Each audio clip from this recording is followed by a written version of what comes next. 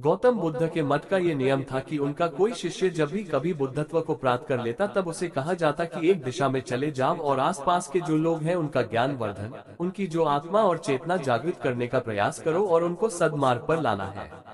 उनका एक शिष्य था जो 6 साल से मठ में रह रहा था और तपस्या कर रहा था। एक दिन वो परेशान हुआ और सोचने लगा कि मेरे गुरुदेव ने मुझे आदेश क्यों नहीं दिया।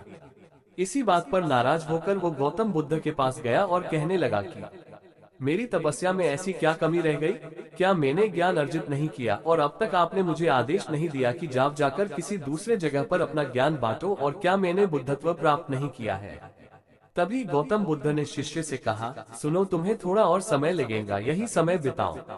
ये बात सुनकर वो शिष्य चीड़ गया और कहने लग गया कि गुरुदेव, आपके ज्ञान में कमी रह गई और आप मुझे ज्ञान नहीं दे पाए। गौतम बुद्ध को लगा कि ये समझेगा नहीं और कहा, ठीक है, कल सुबह पूर्व दिशा में एक गांव है, वो जाना और वहां से भिक्षा लेकर आना और अपना पूरा दिन वहीं बिताना और कोशिश करना कि वहां के लोगों को थोड़ा सा ज्ञान बांटना और आकर मुझे बताना कि अनुभव कैसा रहा।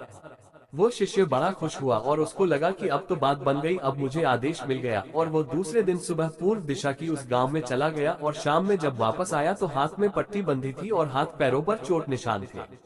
ये देखकर गौतम बुद्ध ने उस शिष्य से पूछा कि ये क्या हाल कर लिया। तब उसने बताया कि आपने मुझे कैसे गांव में भेज दिया और वहां पर जब मैंने भिक्षा मांगी तो लोग मुझे डांटने लगे और भगाने लगे।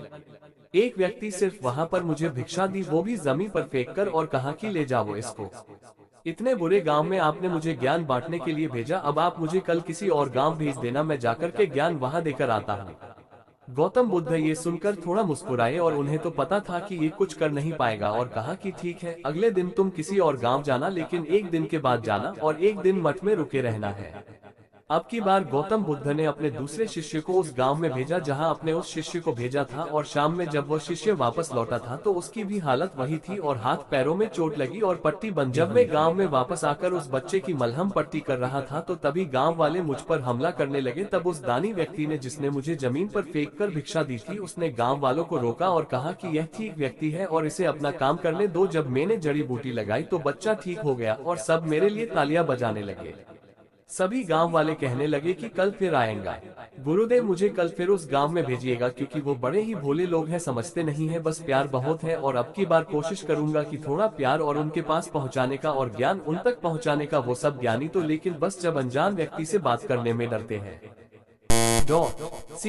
अच्छा इंसान बनने पर ध्यान दीजिए, अच्छा समय अपने आप चला आएगा। हम अच्छा समय लाना चाहते हैं लेकिन अच्छा इंसान नहीं बन पाते हैं और सारी गड़बड़ बस यही हो जाती है।